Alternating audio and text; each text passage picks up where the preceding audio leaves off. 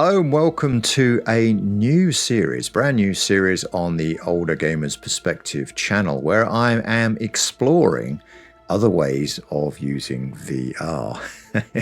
I know normally I'm doing sim racing, and yeah, I'm still going to be doing sim racing because I still love sim racing. But it occurred to me the other day that there are lots of ways to use VR, and people they're not really aware of them.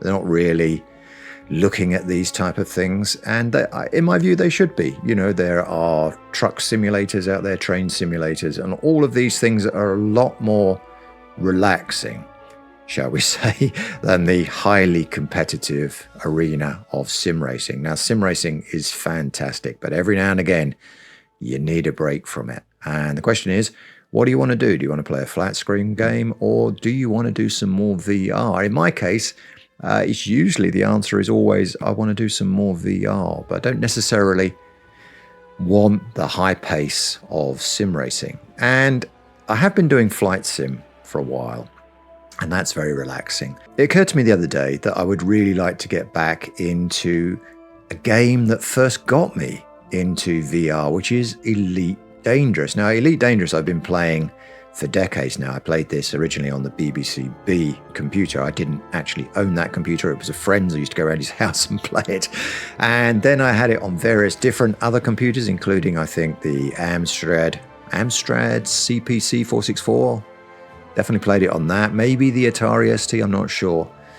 And of course, there were the follow-ups that were produced after that until, I think, what was it, 2015, when Frontier released Elite Dangerous, and I tried it on the flat screen on my potato computer at the time, and I just couldn't get into it. I couldn't get the graphics to work properly, and it wasn't happening for me. I tried it again on the Xbox, and that didn't happen for me either.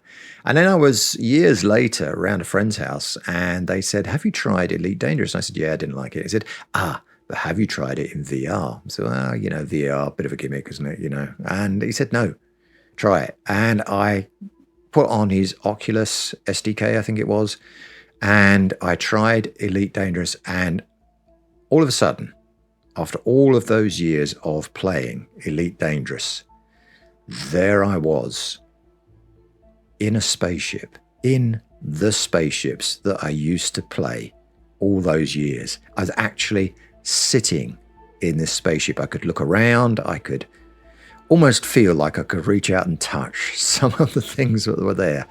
And it was fantastic. And I was hooked from that moment onwards. And as soon as I could physically afford one, I bought an Oculus headset. I bought, a 980 graphics card, which was the cheapest secondhand graphics card I could get to be able to play it. And I spent hundreds of hours in Elite Dangerous, literally. And I've come back to it now, but I didn't want to come back to the character that I've been playing all that time. I haven't used that character now for 3 or 4 years now. I burnt out on the game eventually and decided to try something else, and that something else was sim racing, and that obsessed me for even longer. But I've come back to this game now. I bought it afresh to start a new character. You can't have more than one character per owned copy of this game, which is a bit silly in my opinion, but that's the way it is. So I bought a new copy, and I'm going to start this new adventure with Elite Dangerous. And instead of doing a tutorial or a review or a graphics guide or anything like that, I am going to do a playthrough for this particular series. So this is Older Gamers Perspective playthrough of Elite Dangerous. If that's not for you, that's fair enough. You can step on out and find another video. I'll be back in the very near future with graphical guides for iRacing and AMS2 and all of that going on. But right now, I just want to make you more aware of what else you can do with your VR headset. So here we are. We're about to start a new adventure. Now, I've not done this yet. I've not actually played Odysseys. I stepped out of Elite Dangerous just before they released Odyssey, basically because I had the feeling that they weren't really taking their VR users seriously. And that kind of annoyed me a little bit, so I voted with my feet. But now, here I am. I'm back, and I'm ready to try their new experience. And you are going to be here to witness me succeeding at this or falling on my face. So we're going to start. We're going to start, and I've no idea what's going to happen when I hit this button. I really haven't. I've just literally set this thing up, and I'm ready to go. And okay, so I'm going to set him to emergencies only because I like to see his head, and I can turn him around and spin him. That's fine. So complexion. It's weird. He's like down as very pale there, but for some reason I can't. Why is he so dark? I can't see anything of him. Very pale. Age, that is. Okay. I suppose I should put him for there. Head type, smooth. Rough. Heavy. Let's have heavy. Yeah, we like heavy. We'll go with that. Skin detail. Yeah, okay, none selected. Scars. What have we got there? Oh, he looks a bit rough, doesn't he? The left corner of the mouth. I don't understand why I can't actually see him. What's going on here? Is this like a VR thing? Why is that so dark? That's a bit of a shame because I can't actually see what I'm doing here. Okay. Skin tone. About there. We'll go with medium. I guess. It might be medium, it might not be, who can tell in this light. I'll have to look at the recording later to see whether or not this is, if this is what you're seeing now, but I like the pock marks. Kind of reminds me of Battlestar Galactica. Adama. Okay, hair type, none. Let's give him some hair. So I've recently had a haircut and I don't have long hair anymore. So I'm going to try and reflect that in what we've got here. Now, what does my hair look like now then? I guess it's a bit more like this. Kind of. Yeah, I like that. That's nice. I don't want it to be black though. We want it to be grey and brown. No, that's not going to work, is it? Grey, stubble. Yeah, we'll go a bit of stubble, match the hair, and a beard. We'll go with a classic goatee. Yeah, let's go with a goatee there. Yeah, okay. I'm liking that. Eyebrows. And some light eyebrows. I mean, I'm kind of guessing here because the picture's so dark I can't see a bloody thing. So I'm going to have to go with, you know, how it is there. I want blue eyes. The nose default. Broad. Roman nose. Flat, large. Oh, the large nose. All right, big nose. And mouth preset. Full. Full 2. Thin. Serious. Yeah, let's go with serious. We like serious. And ears preset. Round. Cauliflower. Long, I quite like. Long's okay. All right, this doesn't look anything like me, but, you know, we're going to go with it anyway. Heavy brow. How does that work? Oh, I see. That's that bit of the thing we're altering. Yeah. Pull him out a little bit. Gaunt. Soft. Sharp. Large, I think. And jaw preset. Angular. I don't know about angular. Broad. There, I think we'll go broad. Broad's going to work with me. Yep. And the neck, I think I need to be a thick-necked person. Yeah, I am a thick-necked person. Accessories. Oh, blimey.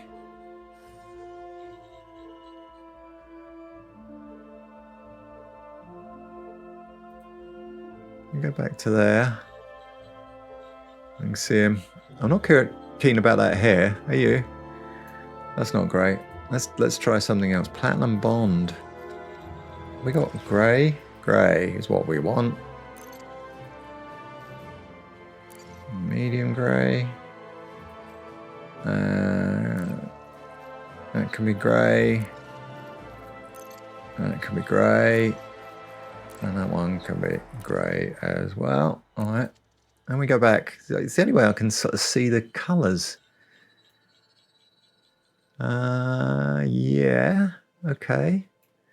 Okay.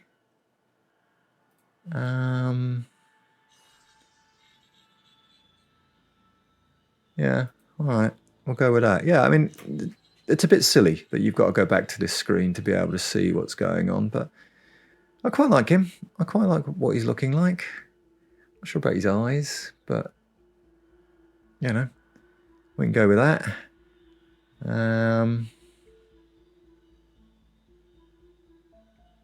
Cosmetics. What can we do? Forehead. All right, so seems like most of these are behind a paywall, so I can't do much with that. And yeah, okay, so we're going to go with that, and that's the commander.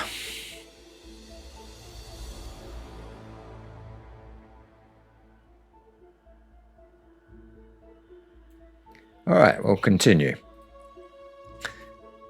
And yeah, we're going to name him Older Perspective.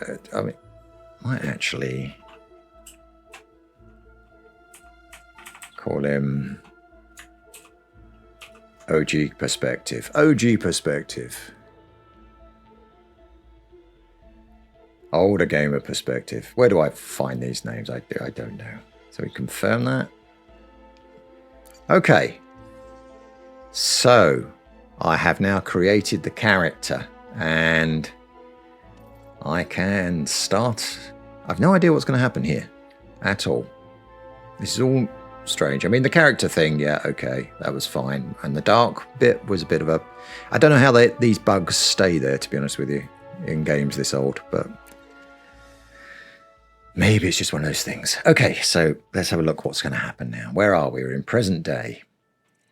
We're in Phaeacia in Briscoe's Legacy. Planet Phaeacia in Briscoe's Legacy. Somewhere. We're somewhere about to do something. Okay, now I'm now presented with a flat screen.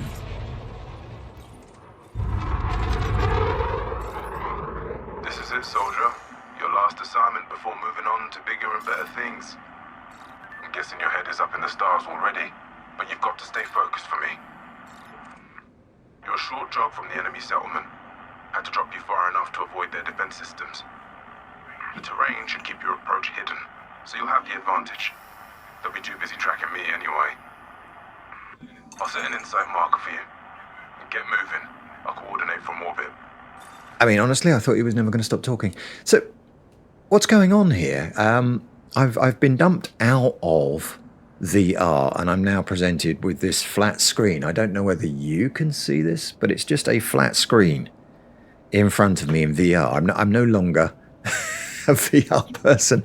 That's disappointing. And also, I'm not in a spaceship. I mean, what am I doing on a moon?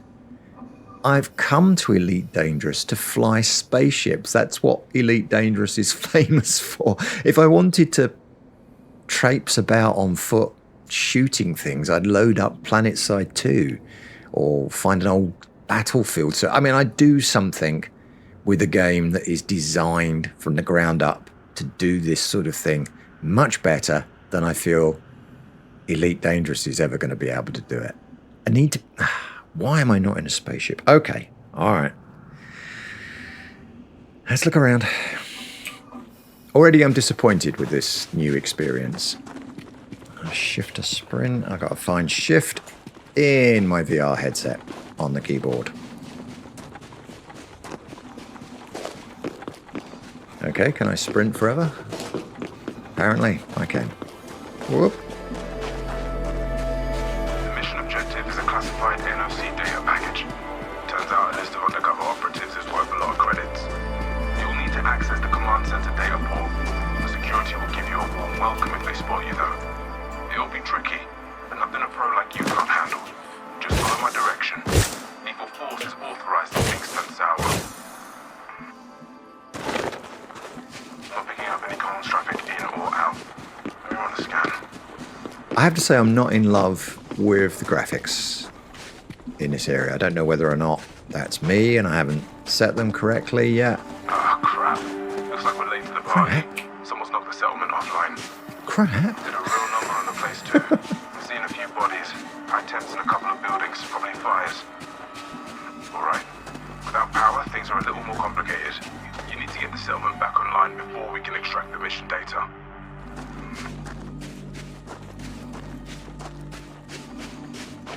My intel lists an SRV parked in the storage building. If it's still intact, you can check for a power regulator. I'll mark the storage building on your insight. Keep moving, soldier. This guy does not shut up. He really does not shut up, does he? He just keeps going. So this is Briscoe's Legacy, and this is like a standard outpost that you would find, a very small outpost in Elite Dangerous. And normally you would fly here in your ship, and you might drive out here in your SRV. To say, I played this game originally for many hundreds of hours, and so I recognize all of this type of stuff, and I suppose it's kind of cool that I can now walk around it, but still, you know, if I wanted to do this sort of thing, I'd play Starfield. And to be honest with you, I'd rather put matchsticks under my fingernails and light them than play Starfield. I really would. So we've got geezer here, Marcus Humphrey. Marcus Humphrey. Unfortunate name. And if I push E, will I interact with him?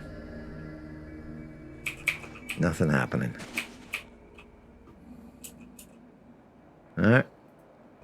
Clicking on him, nothing's happening. So I click on him, nothing occurs. So we'll go over here, see what's going on. Must have been trying to break in.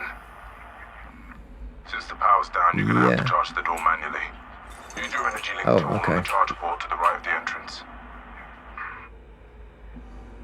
3 to equip the energy link. Here we go. And energy transfer complete. Good. We're there. Inside the building. I'm in.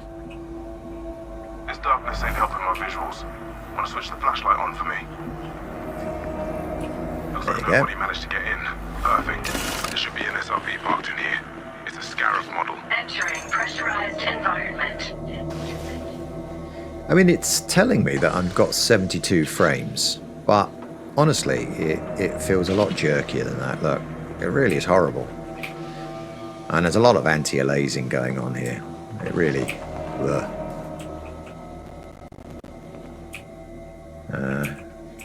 How do I take? I'm clicking. Nothing's happening.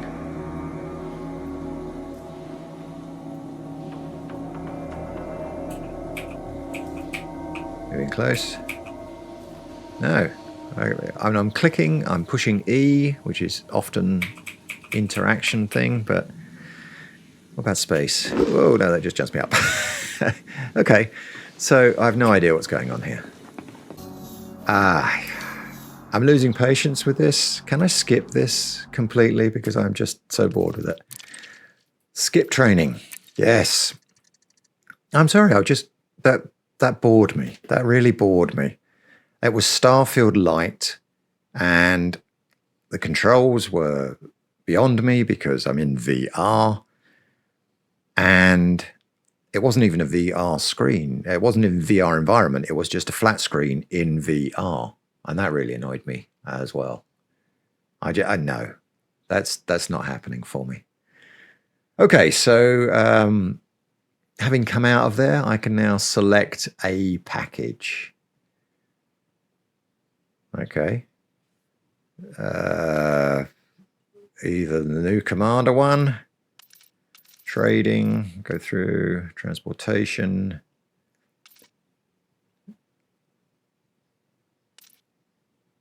Let's take the all-rounder, just to be on the safe side. We can upgrade at another point in life. Yep, this is the Sidewinder. I like the idea of starting in the Sidewinder. There I am in my cabin there. I mean, honestly, anything that gets me towards flying a ship a little bit quicker will sort me out. Okay, what will we call our ship? We'll call this one How It Started. Shall we call it How It Started? And designation should be WTF 01. Okay, that will do. So we've got the ship. We've got the commander. It's still a younger looking one of me, isn't it? Oh, it's okay. I can be younger, I guess, in the game. It's fine. All right, let's do it. Okay. That was a poor experience to starting Elite Dangerous Odysseys, to be chucked onto that moon to do stuff and find that I'm not really sure what I'm supposed to be doing, when all I really want to be doing is flying spaceships, because that's why I'm at Elite Dangerous, that's why I'm here. And now I've pushed continue. I'm still on a flat screen. Oh, Lord. What have I got to do here? Oh my God, I've got a... What am I doing? Okay. Can I get to my ship? Cannot interact. Visit Inter Astra to start pilot tutorial. Inter Astra. So I've got to go and talk to somebody before I can get in my spaceship. Fine. Fine. Where are they? Inter Astra. Where are you? Frontline. Inter transport. No. Terminal. Another terminal.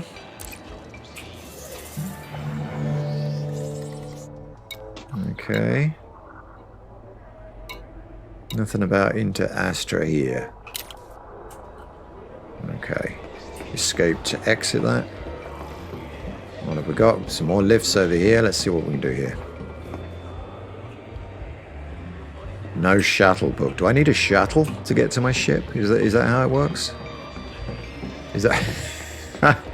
It's like zero. I mean, okay, you know, it's fine to have a game where you're trying to explore what's going to happen. But honestly, no dropship. Well, that sounds interesting, but I guess that's for the on-foot combat stuff, the dropship.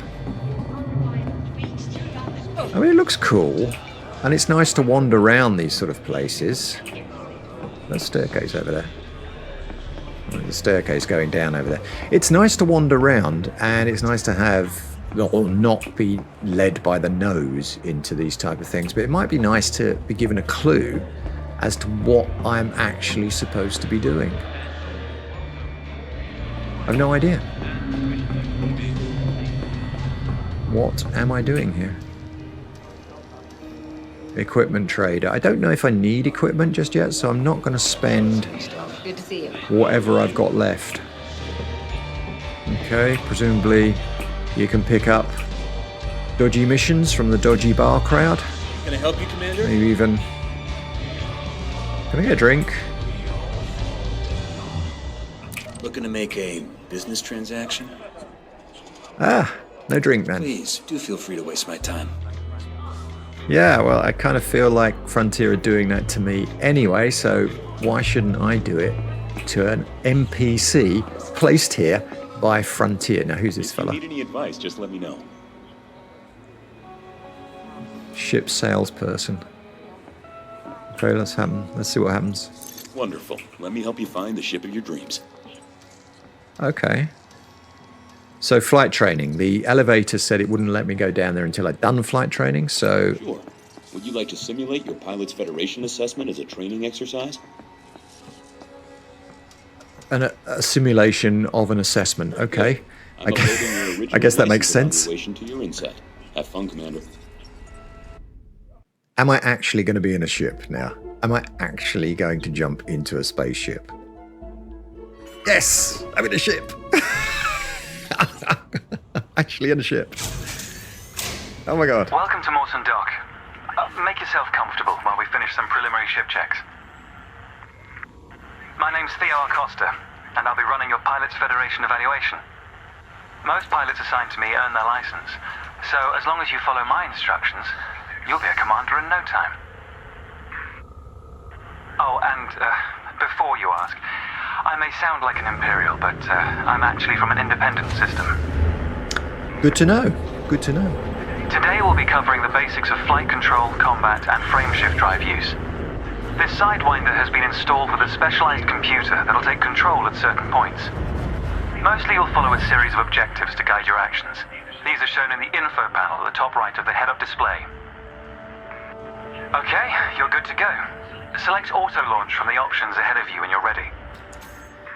All right, so I'm in the station. I'm getting about 67 frames, which is okay. I don't want to drop too much lower than that if I can help it. I'm not in love with the graphics. I've been told that I need to change the type of settings that I've got, but when I did that, I did get a massive frame drop. So I need to have a little think about how I'm going to do that before I commit to those sort of changes. But here I am in a Sidewinder, and I'm looking around in VR. That's one of those little energy things that I was just using in that stupid foot game, isn't it?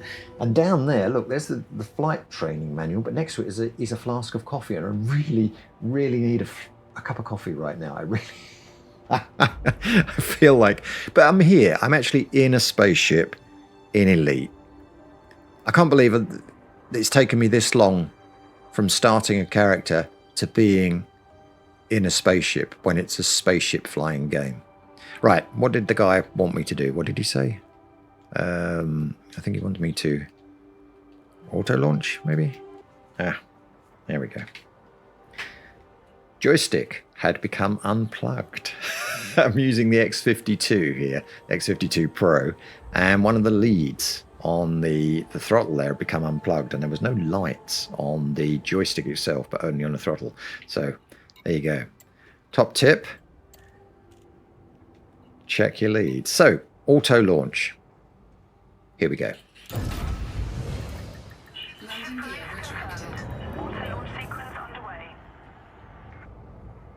beauty of auto launch is that you can relax and enjoy the view. One of the ways that technology allows us to appreciate the good things in life. Okay. Other applicants are departing for their own evaluations, but this isn't a race. Each of the coming stages can be completed at your own pace. That's good. What a view. What a view that is. Look. We head out through the spaceship. Look, all the little vehicles doing their thing. Is that a fuel rat sign? They've come a long way, haven't they? Yeah, landing pad there. That's nice. I'm going through the letterbox. You can see the planet beyond it. It looks like the planet's kind of sort of spinning round, but it's obviously the spaceship, space station rotating as we go through it. And as we come out, it'll stop doing that.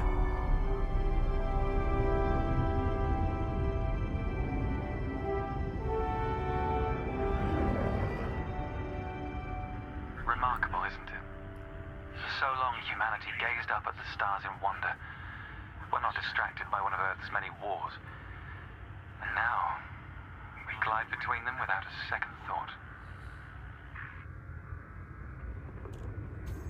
Ah, here we are. Your first task is to demonstrate basic ship movements. A ship's trajectory is primarily controlled by pitch, yaw, and roll. Perform each of these now. So just before I do that, a mention on the graphics. You can see I've got the XLR toolkit FPS displayer up there. That's only so that you can see what the FPS, because I haven't found another way of doing that. I'm not using Steam here. I'm using the Open Composite DLL to avoid using Steam to get a bit of performance back. I'm using these settings. I'll flash that up on screen now using the ED Profiler to load the game. That allows me to use VR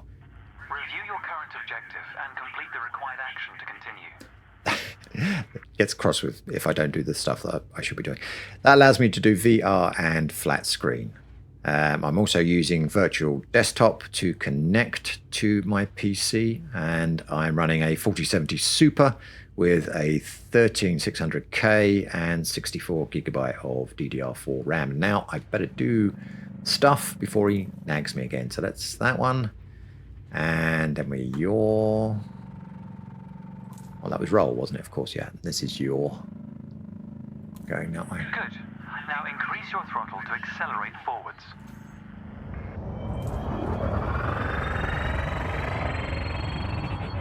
Decrease the throttle to resume a stationary position. Now, I tried this on a test of Elite Dangerous using the X52 Pro, and one of the things I found was it was almost impossible to get to zero throttle. So what I needed to do was create a dead zone. Just flash that up now, what that looks like, of the throttle. And then it was fairly easy to be able to do that. Your throttle can also be pulled back from zero to engage reverse thrust.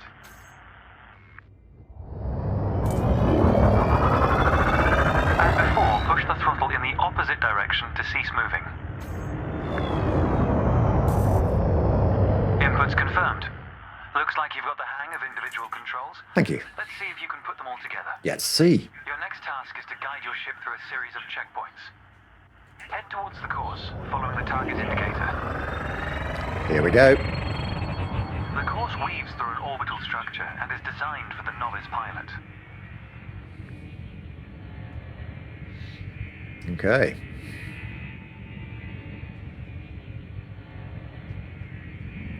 Fly through the center of the first checkpoint. Will do. You'll notice that they change color as you fly through them. Going for it. And we're off. There's no time limit, so maintain a comfortable speed while you familiarize yourself with the controls. This X52 Pro is really a fantastic HOTAS setup. It's very responsive, and you're able to maneuver in some really tight situations like Rolling this. and pitching together is the most efficient way of turning rapidly. Probably the best HOTAS setup I've ever used, the X52.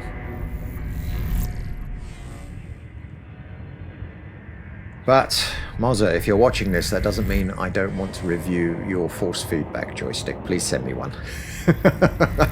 At your earliest convenience. Do you think that'll work? I think that'll work. I think they'll do that. I think they'll watch this video and they'll send me that force feedback joystick. Good practice to consider the angle and speed of your approach. Yes, it is. See the blue marker beside the throttle gauge? Oh, yes. This indicates the optimum turning speed. I'm definitely looking at it now, and I definitely wasn't ignoring it just before you mentioned it. Isn't it beautiful, the scenery here? These models are fantastic. Considering how old this game is, doesn't it look fantastic? Just maneuverability is just fantastic at these Sidewinders. They're so nimble. They really are. Very cool spaceship to fly.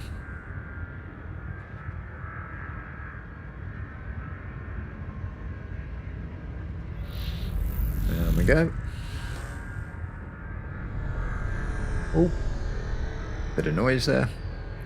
It's nice to have the surround sound thing going on. You're approaching a particularly sharp turn, so I advise slowing down to prevent any mishaps. Oh, mishaps. Slowing down. It'll be such a namby-pamby. We're going in. Full speed. Woo! Whoop. May have brushed the roof on that. It's okay, that will polish out. Whoop. Ghost train. And tunnel. Ooh. Through we go.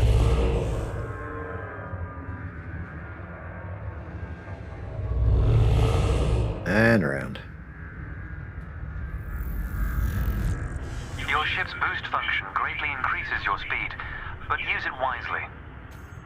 I think sometimes the shadows are a bit brutal in places on this game. What did he want me to do? Oh, it was the boost thing, wasn't it? Okay. Every now and again I zone and I forget what he's asked me to do. Zoom. We're through. That's the last checkpoint. Yes. The Sidewinder is an agile craft. It is. And you handled it well. Thank you.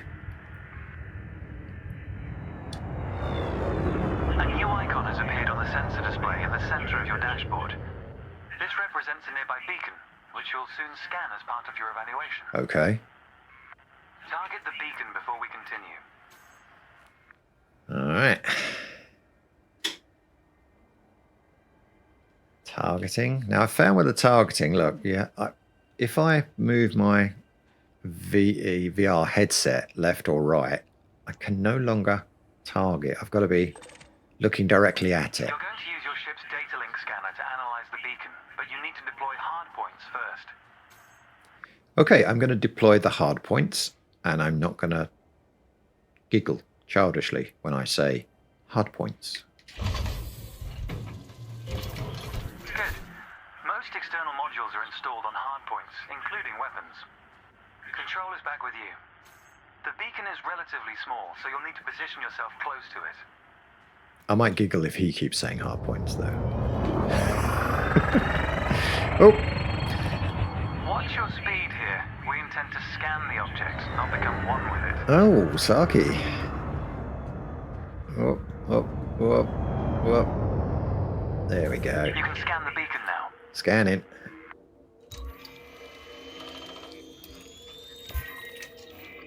Well done. The data link scanner is a versatile tool that connects with network interfaces and various data points. You need to move to another area of this star system to continue your assessment, pilot. Rather than travel for the next year using your thrusters, you can employ the ship's frameshift drive to increase your speed by a few orders of magnitude. First, ensure that the ship is correctly secured. Your landing gear, cargo scoop, and hardpoints must all be retracted. Retracting my hard points. When you're ready, throttle up and engage Super Cruise. Okay, now we're talking. Super Cruise, engage in 3, 2, 1. Frameshift drive charging. 4, 3, 2, 1. Engage. Oof, away we go. All readouts look good. You're now accelerating towards a velocity comparative to the speed of light. Nice. Measured in C. Supercruise is used to navigate within a star system, allowing you to cover significant distances in minutes. Usually you'll retain control in Supercruise, but on this occasion your ship's computer is following a preset path. This is a good time to familiarize yourself with a couple of the cockpit panels available to you. In the top left of your HUD is the comms panel, which displays pilot communications and contacts across several channels. The top right is your info panel. Entries here mostly relate to your ship's status, computer messages, and events happening around you. Ah, there we go. Welcome to Lightspeed. Hey, we are now at light speed.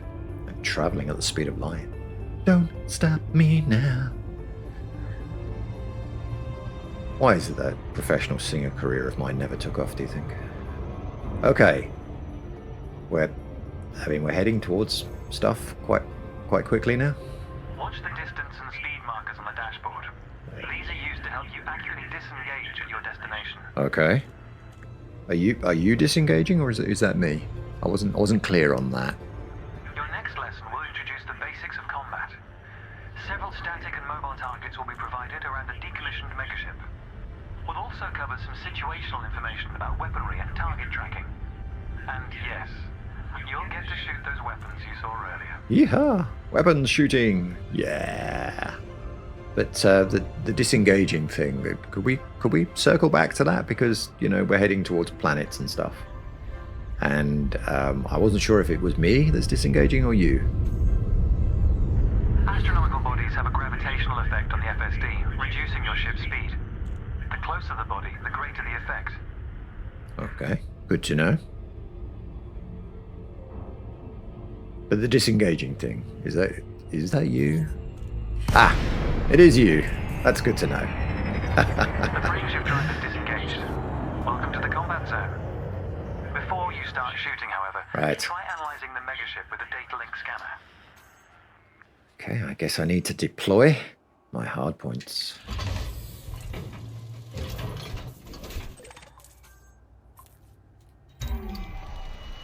Scanning.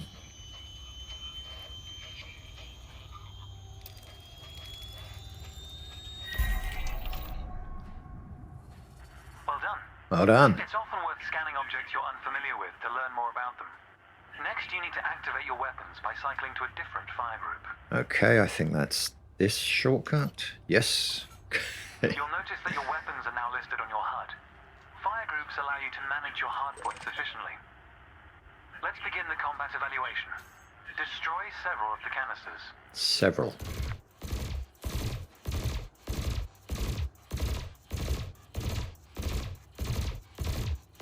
All weapons have an effective range, so you may need to move closer here. Okay. Didn't actually seem to mention what the effective range is. I guess it was ineffective where I was.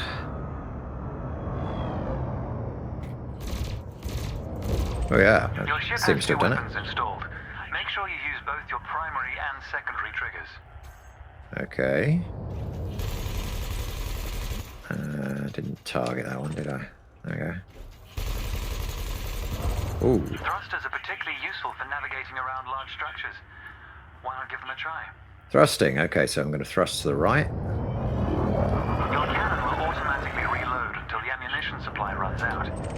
Meanwhile, your laser will fire until the capacitor is depleted, at which point it will need to recharge. Thrusting to the right again. Nice flame effects on these things. I like that. That looks good.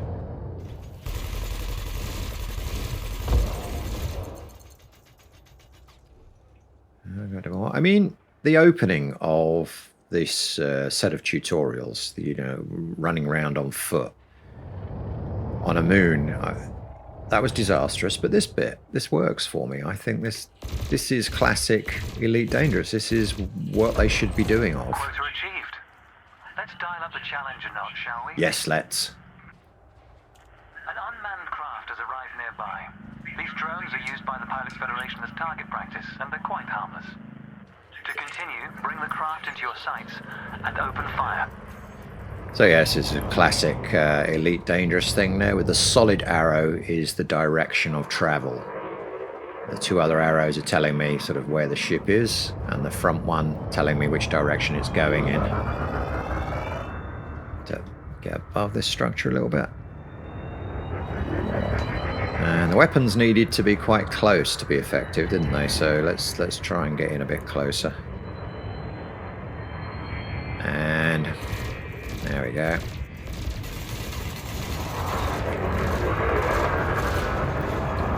There he goes.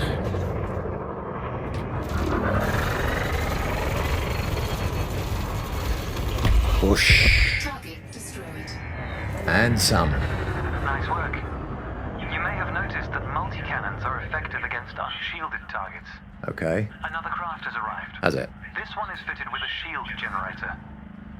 Helpfully, your burst laser is a thermal weapon, which excels at stripping away a target's shields. Using the thrusters to give myself a bit of elevation so that I can get a bead on him. Where's he gone? I recommend targeting your opponent during combat. Oh, that was sarky, wasn't it? That was really Several sarky. reticles move towards your target. Your ship's gimbaled weapons offer a degree of aiming assistance.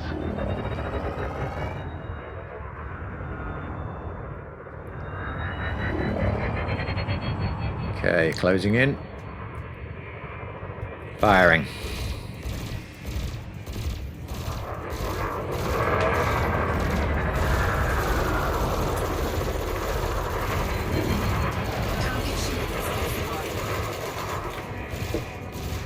Oh! Target destroyed. Destroyed him by ramming him. Consider me impressed. Your final target has dropped into the area.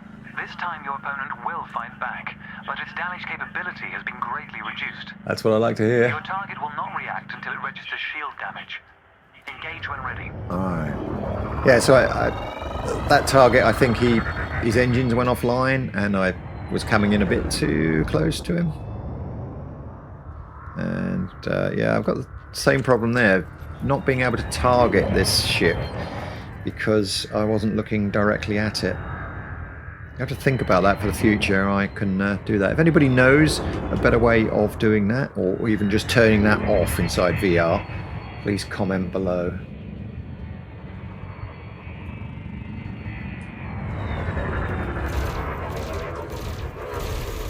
There we go.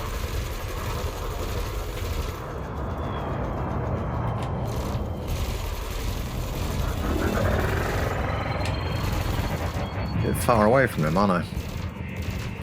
Let's boost.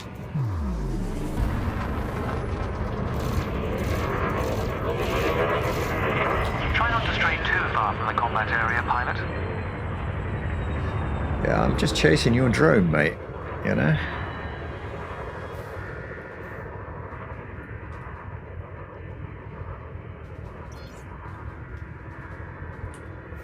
That's interesting. You took control of the ship. I couldn't do any controls there because I'd moved too far away. I was only following the drone. Okay.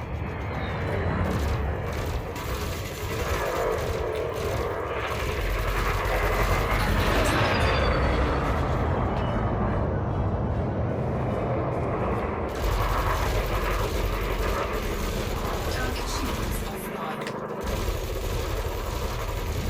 There we go.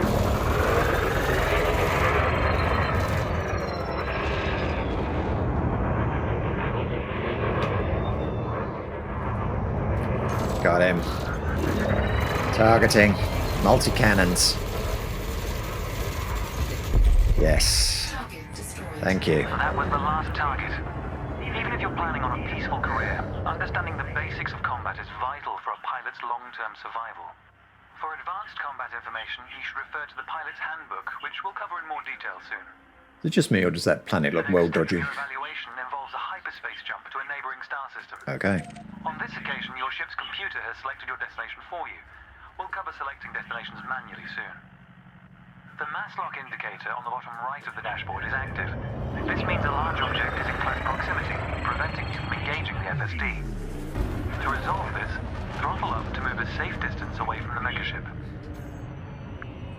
The mass lock indicator has gone out.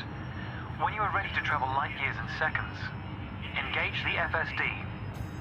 Okay, retracting my hard points first, before I do that. And FSD, 3, 2, 1. Frameshift drive charging.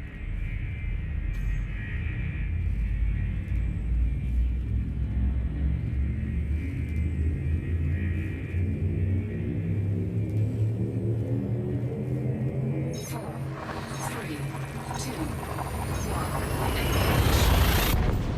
Bam! And normally I will edit these out in the future so that you don't have to sit through what is effectively an animated loading screen, but I just wanted you to see it this one time. It's actually quite pretty. But in the future I will edit that out. Technology has made the task of leaping between star systems appear trivial. Never let this simplicity distract from the marvel humanity has achieved. Your next stop is Quello Station. This time we'll employ the Supercruise Assist module to guide your approach. Open the external interface panel to your left and select the navigation tab. Alright, I'm going to use the pinky trigger on my joystick X52 Pro and slide the hat over to the right to do that. Highlight the starport in the location list and then select Supercruise Assist. It's the second option. That's the star station we want, and Supercruise Assist. You Elite Dangerous commanders, you don't know you're born today.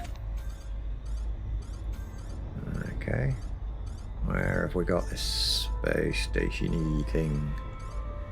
It's over there. There we go. Supercruise Assist is active. I think this thing will now take me all the way there, monitor my speed as we go, and when we are within the correct distance it will drop me out of Super Cruise. I mean, it's a little bit too control-y for me, to be honest with you, that it does that type of thing, but I could imagine for trading And I will get into trading at some point in the future of these playthroughs. But for trading, I can imagine it's handy. You're zipping backwards and forwards, especially if you're doing the colonization where you have to do so many shipping routes of topping up your construction craft with all the necessary stuff that it wants. I could imagine then this would be handy. But for me, this feels a bit too hands-on from the game, and not enough hands-on from the player, me. Oh, I better change that, hadn't I? Close that down. I'm always forgetting to close those things. Selected, throttle up and aim towards your target. The compass to the left of the sensor display will help you orient yourself. We've already done Take that. a moment to review the interface panels either side of your chair. Okay. Good. Your ship is now bound for Quello Station. The external panel is primarily used to interact with the galaxy around you. Okay. For example, you can access maps, display contracts, and review nearby objects. Getting a little bit lost, this guy, isn't he? Meanwhile, the internal panel displays information about you and your ship. You can adjust module functions, check your records, and access the codex, among other things. I mean, there's literally nothing in here, Pilots but often okay. wonder what their first step into the galaxy should be. The pilot's handbook is a great source of help in this regard. It details a variety of professions and how to outfit your ship for them. The handbook also offers advice on various ship functions that aren't covered in this evaluation. There it is, next to my You can flask of find coffee. the pilot's handbook in the codex, accessible on the home screen via the internal interface panel. I want that one, and I want the flask of coffee. Oh, we're here. Welcome to Quello Station. This is the final stretch. You'll dock here shortly, but I'd like you to position your ship near the starport's access corridor first. Roger that. Starports are the backbone of humanity's operations throughout inhabited space. They provide mission boards, the commodities market, a number of specialized contacts, and various ship facilities. Most pilot business is conducted via the Starport Services interface. I recommend familiarizing yourself with this screen when docked. So I'm pleased with the FPS that I'm getting on this, but I'm not really that pleased with the juddering. So again, I'll flash my settings up now. If anybody's got any feedback, Ease off the throttle and hold position here. please comment below. Try not to block the access corridor.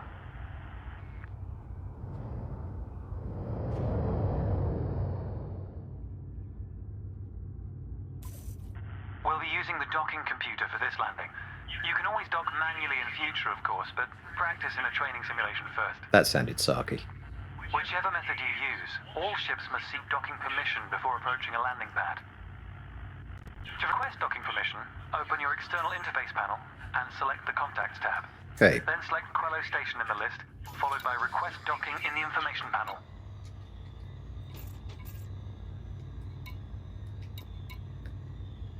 And request docking. Docking permission authorized. Docking assist has been engaged. Oh, auto docking. Select landing pad 3. The compass will point towards your designated pad. Ships need to be within 7.5 kilometers of a starport for a docking request to be considered. Is he sharp? This guy just doesn't look sharp, does he? So, got the music there. Iconic. And we're on auto dock. Again, auto dock is not something I like to use. I like to manually land my craft. I find it part of the excitement of it all. But I could imagine again, if you've got one of the huge crafts like that new Panther hauler, you'd probably want to use auto dock because it probably is a bit of a tight fit getting that through this little slot. I wonder if there are like Panther sized slots that you need to find somewhere, wherever. Is there a Fuel Rats advert over there as well? Blimey, they're really in game now, aren't they? Isn't that nice? That community started on the forums and now Frontier are sort of embracing it and putting it everywhere. The docking computer will now demonstrate a safe landing procedure. Let's review what it's doing. Yes, let's. Why not? Oh, Landing gear must be deployed. okay. The related dashboard indicator lights up if this has been done. Fantastic. We're not going to die. Landing gear deployed. Station's still getting a reasonable frame rate in here. Not that happy about the flickering In a though. moment, the sensor display will switch to the precision approach display, which helps you accurately set belly down on the landing pad.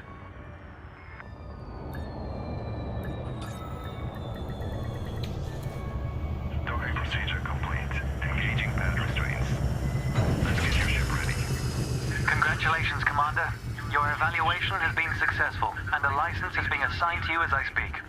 We just need to finalize your credentials. Enter the hangar to exit this evaluation. Fantastic. So, as I said, these are my settings. I'll flash them up on the screen now. I'm happy with the frame rate. I'm not super happy with the flickering lines there. The frame rate isn't as good. You're seeing it now because I'm recording. Doing some recording on the headset and recording the audio on the computer, and that seems to be having a little bit of an effect on the resources that are available to Elite Dangerous. But yeah, these are the settings that I use, and if anybody's got any suggestions on how I could improve those settings whilst maintaining a decent frame rate, please let me know. I don't really want to fall below this sort of 70 to 65 frame rate, because otherwise I find things get a little bit too jerky. But yeah, so what am I going to do now? He wanted me to do something, didn't he? Not auto launch, was it? Go to hangar. I'm pretty sure it was go to hangar. Let's hope it was go to hangar. It's time to blaze your own trail across the galaxy. Fantastic. The manner in which you do so is up to you. I will do only things for the good of whichever power I end up working for until I change my mind.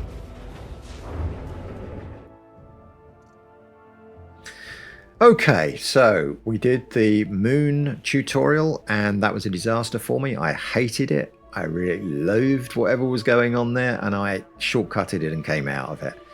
And then we found ourselves on a space station, and I still wasn't in a spaceship, and I had to do that tutorial that we've just done to get my Federation license, which allows me then to fly this Sidewinder in front of me. And there we go, Commander OG perspective. He's got 250,000 credits, which is nice. I can use that to maybe upgrade a few bits on that Sidewinder before we set off somewhere. But yeah, it feels like a long way, doesn't it, to get to this hangar, this iconic hangar that I've seen so many times in my Elite Dangerous career. I've been here so many times with various different ships, and yet here I am now, finally about to get into this ship. It's felt like a journey, you know. It's felt like, wasn't there like a key that I could just push to say, okay, I just want to fly a ship, okay, push this one? Didn't seem to be. If anybody knows how you can start that a little bit quicker, let me know.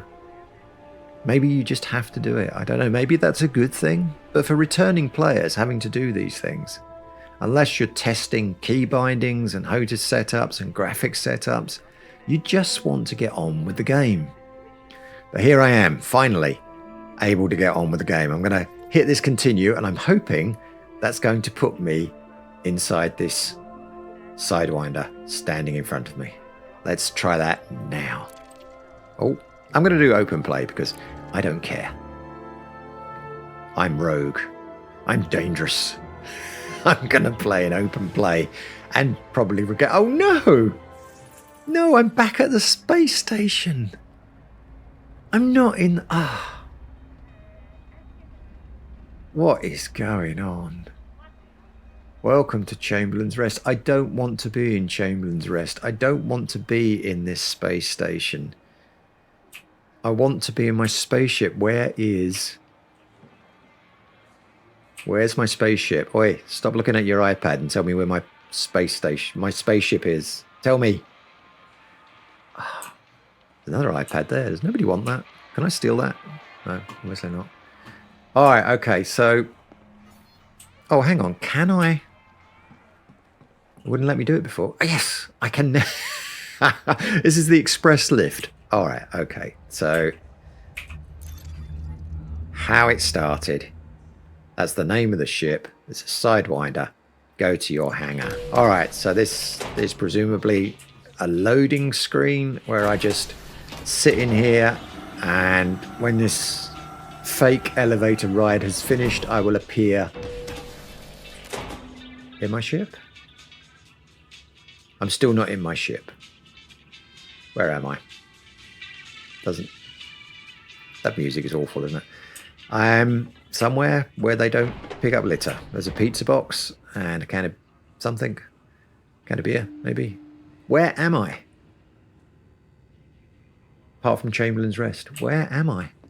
Where is this area? Crush the Independence, that says. I don't know. Do I need to go back up here? Express lift, interact. Where am I? I just want to be in my spaceship. Is it? Oh, wait a minute. Oh, no. No way. This is the landing pad. And that's my ship. And I've just walked down here to this. Look, these are these things that we used to look at and could never get anywhere near. And here's my... Oh, okay, Frontier. Okay. Some of what you've just put me through is forgiven because of this moment where I've walked out onto the landing pad to see my Sidewinder in front of me. Oh, wow. Just wow. That is incredible. Got a bit of a strange texture over there. I don't know whether that's my spaceship, my space helmet or something, but let's get over here, which is the classic. This is the classic place. This is where you always appear, isn't it? When you come into the game, that's how the ship appears, and you have, like, you know, all the options on the side, continue, adjust your game or whatever, and that's there. And this is where you would be. But no, I'm actually here. I'm here on the hangar deck. And I can look at these things now that we've... Wow. I can look over the... This is incredible. Look, you can look down there. We've never been able to look down there. I mean, there's nothing there, but we've never been able to look down there and look. If I come back here now, I can stare at my ship from front on. Look, that's where I'm going to be sitting up there. Oh, wow. That is just incredible. It's a pity it's not actually in VR. I'm still staring at it on a flat screen. I don't know if you're seeing it on a flat screen on the recording, but it's just a flat screen. It's not VR, and it's like looking through a letterbox at the world. But still, I'm here. I'm actually here on the landing pad by my ship. Can I walk underneath it? I can. Okay, that gives you an idea of the height of the thing. The fact that you can walk underneath it, and it's there. And this is the back end of it. Look, with the engines and everything. How tall this ship is, how big it is. Look, I mean, assuming my character is somewhere between 1.8 meters and 2 meters high. Look, this landing gear has to be at least that, doesn't it? That's how big this ship is. Isn't that incredible? We can actually walk around our ship. Okay. Now can we actually get in our ship? Which is what I've been trying to do for about the last hour. Okay, so it would have been nice if there had been some stairs going up here that led me into the ship and I could just walk into the door, but it doesn't seem to be that. I'm assuming this is suit energy 100%. I'm assuming this is how I get in now. How do I get in? Oh, there we go. It's up there. Press E to board ship. Everything's E, isn't it? Pilot seat, select seats. So presumably if there's more seats in your ship, you can select those here. But with the Sidewinder, there's only the pilot seat because it's a one-person ship. And in we go. Yes, I'm in the ship at last. I'm actually here. That felt like a journey, didn't it? But doesn't it make even more sense, this ship? Doesn't it feel even more real to know that just outside there, look, just outside on that landing pad, we were walking around out there just now, looking at all of those struts and looking up at this ship. It makes this ship, for me personally, feel much more real. I forgive you, Frontier, for sending me across the moon that I didn't want to walk across. I forgive you for the 2D display of the space station and all the other stuff that I had to do to get here to this one place, this seat of my Sidewinder, having walked around it. I've just thought, can you do that with all ships? Can you imagine walking around like a Type 9? One of the really huge ships? I cannot wait to buy one of those now. It's going to take me a long time, I think, because my character doesn't have a lot of money. Commander OG perspective. I do like the fact that he looks a bit younger. Everyone's status, maybe. Yeah, balance is still 250,000 credits, so I am going to need a lot more if I want to progress in this game. I'm going to want to upgrade this ship, I think, if I can, if there is a way of doing that here. And I'm going to want to do the first mission, which I think is going to be up here. Yeah, we've got a complimentary gift. That's usually some kind of mission that we do. And I'm going to do that in the next go. I'm going to end part 1 of the Older Gamer Perspective playthrough of Elite Dangerous at this point, because it's taken me so long to get to this point. I'm sure the video must be approaching an hour long now. We haven't really done anything, have we? We've just gone through all the hoops that Frontier made us jump through to get into this seat, but because it ended with that hangar walk around the ship, I'm willing to forgive them. I'm willing to come back and try it again. And in part 2, I will look at that message and see, I don't know, what the rest of my journey, what the rest of the journey of Commander OG Perspective is going to be like. I can tell you now, I want to head towards a hauler type of career because I've done exploring to death. But I'll cover all of that in part 2, which will be a video that I release in the near future. I hope you've enjoyed this video. I really do. And in the meantime, fly dangerous. And I'll see you in space. If you enjoyed this video, don't forget to click the like button, and if you haven't already done so, subscribe. Click the little bell icon if you want to be notified of any future videos.